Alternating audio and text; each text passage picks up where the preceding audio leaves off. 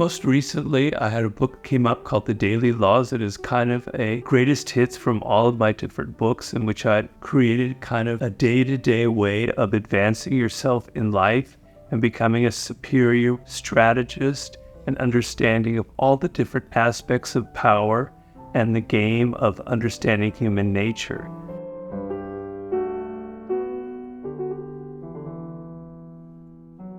And the following is sort of a compilation of all of the best interviews I've given for creating this habit of daily meditation and of internalizing all the lessons from my books. We all have ambitions, we all have dreams and goals and desires that we want, and our culture fills us with these kind of vague hopes and dreams. I'm going to be this, I'm going to be that. But really what gets you to where you want are habits, are daily habits. There are negative habits that you can't get rid of. Smoking, drinking, online porn, whatever your daily habit is, you can't get rid of it.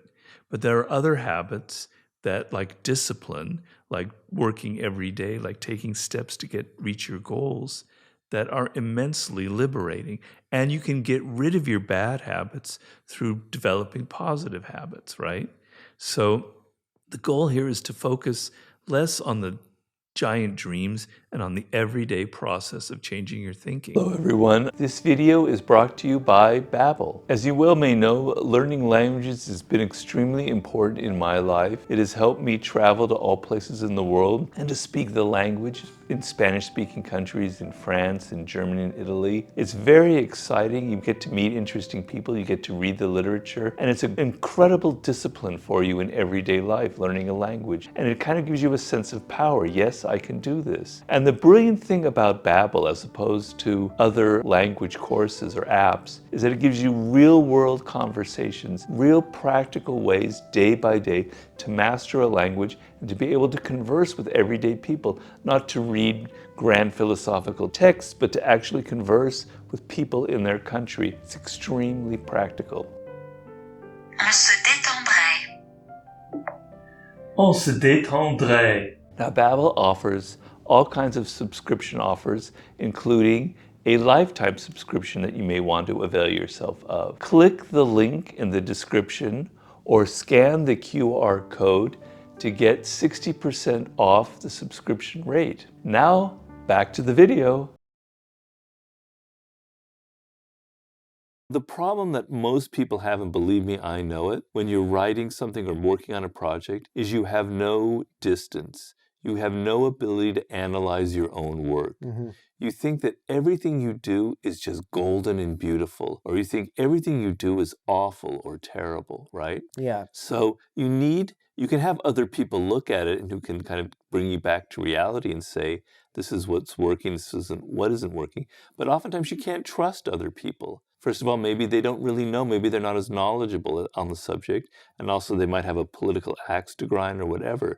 So you have to become your own critic. You have to be able to see the flaws and what isn't working in your own creation. And sometimes, it's very hard to do that. You tend to kind of gloss over the things that aren't working. Even the worst job that you're in, if I had just gotten depressed and sad and down on myself, that is dead time. I'm working for this man who's paying me. My time is his time. He owns me during those 8 hours that I'm in his office. It's dead. I'm a dead person. It's like grass that has turned brown inside, right? It's not been watered. But if I turn a switch and I go, I'm learning about human nature. I'm learning about the ugliness in people's souls. I'm learning about the ugliness in my own soul. I'm learning about what I never ever want to do in life. I'm learning about how I'm going to have to quit this job very soon. It's a lifetime. It's green. It's like it's watering. It's turning greener and greener and greener and greener because I'm using it for some purpose. I'm learning. Everything is an example for learning. Even flipping burgers at McDonald's, you're learning about human nature. You're learning about yourself. So it becomes your time. You own it. You're not working for somebody else. You're enriching yourself. You own it. It is your time and it's alive. That connects to the thing that you and I made together, which is the Morati Coin. Yes. Which is the idea that it's also a Nietzsche phrase of sort of loving everything that happens to you, not resenting it, not fighting against it, not carrying around a grudge or a burden, but sort of embracing it and finding the good in it. Yeah. Where does that fit in with our human nature? It doesn't fit in because it's not natural to us. Our natural frame, our natural starting position is when something bad happens, why me? To feel sort of a grievance, to feel that things aren't fair, to feel that other people aren't giving you what you want or what you deserve. We start from a position of feeling kind of sorry for ourselves. Right. We deserve more than what we're getting. And so a lot of what I'm talking about in this book is overcoming some of these natural elements in human nature and turning them around and using them for another purpose, another way. And amor fati is very powerful in that you train yourself to accept everything that happens. It's sort of a banality to say that things happen for a reason, but there's some truth to it. For Nietzsche, it was, this is life. Life involves pain. Life involves adversity. You're going to die one day and it's not going to be pleasant. Your friends and family members, they're going to die one day and it's not going to be pleasant. You're going to have failure in life. People are going to hurt you. But that is life. That's what it is. So to resist that, to be angry about that, means to not love life itself.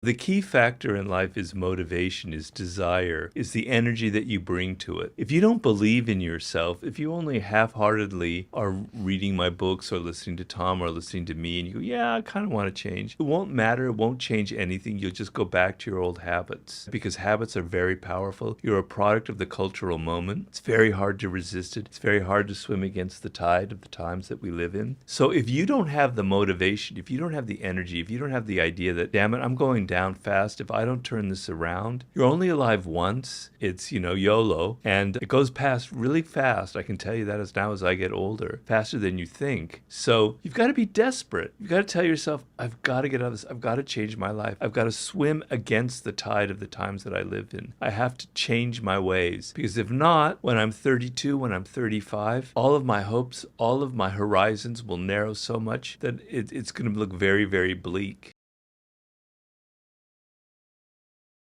The way to transform yourself is through your work. Now, I know this runs counter to our prevailing cultural prejudices.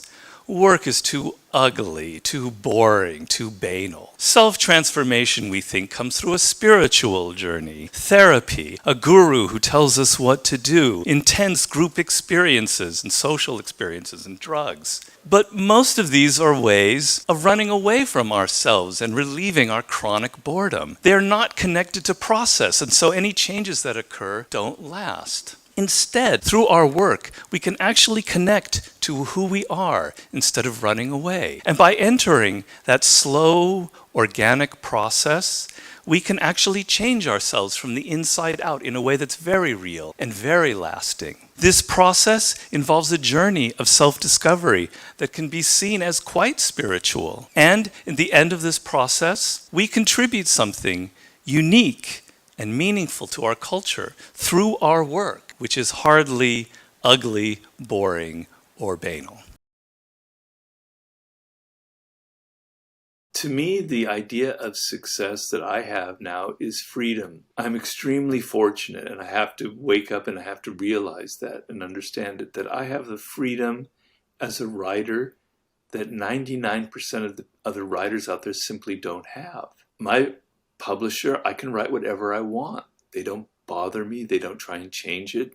And I don't have to get a teaching job to pay my bills, etc. The freedom is unbelievable that I have. With it comes responsibility. I have to I have to be disciplined. I have to motivate myself. I can't just sit there and sit in my chair and just kind of read about the Lakers all day or whatever. I got to work. I got to be disciplined. But for me, success and power is that feeling of freedom. I don't have any bosses. I don't have any people breathing down my neck. I don't have anybody telling me what I have to do or what I have to write. I don't have anybody canceling me or saying you can't write about this or that. I'm the luckiest man on the planet.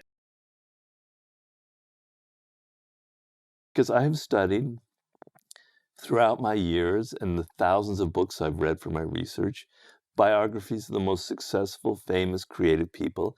And inevitably, these are people who understood at some point in life that this is what I was destined to follow. This is a path for me. Now, that path might have been, most people, it's like a zigzag. You don't have a straight line. This is what I was meant to do. It's never like that. It wasn't for me. You kind of have an idea, and it becomes clearer and clearer, and you find that path, and it leads to so much power. You become so creative and so energized because you enjoy your work, you learn faster, you're engaged emotionally with what you're doing. It is so important.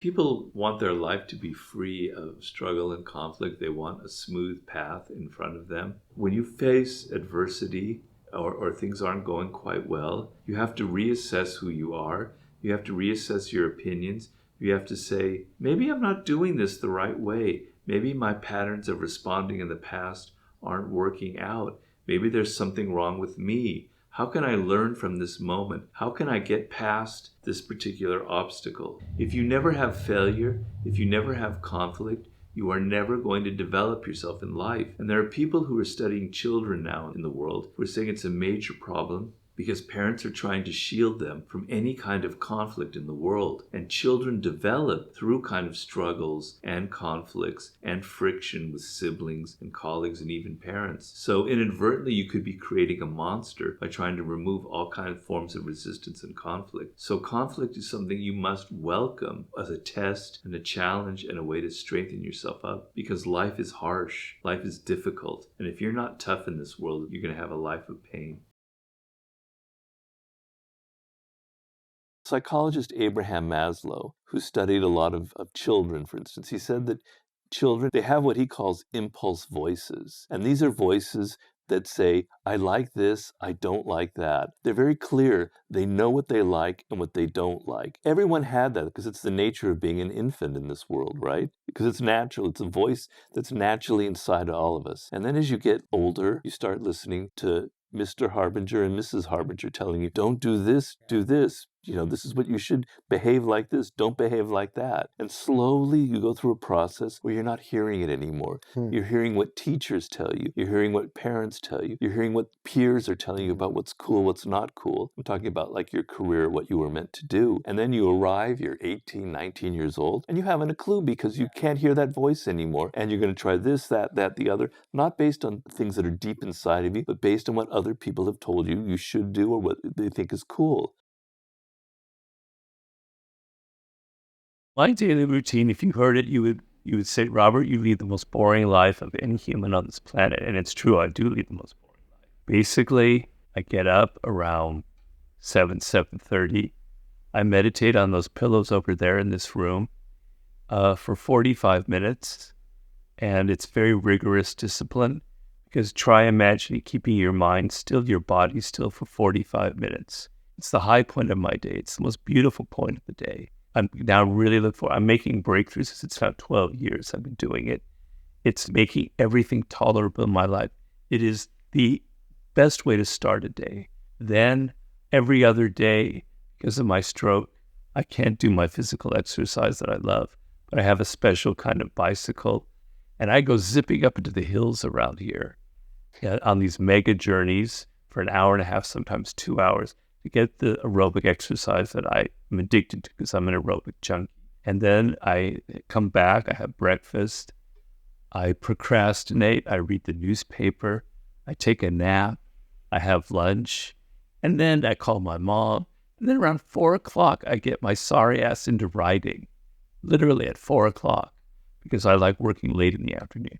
From 4 to 8, I do my writing as best I can, as focused and attentive as I can. Then it's dinner, and then we like to watch a movie.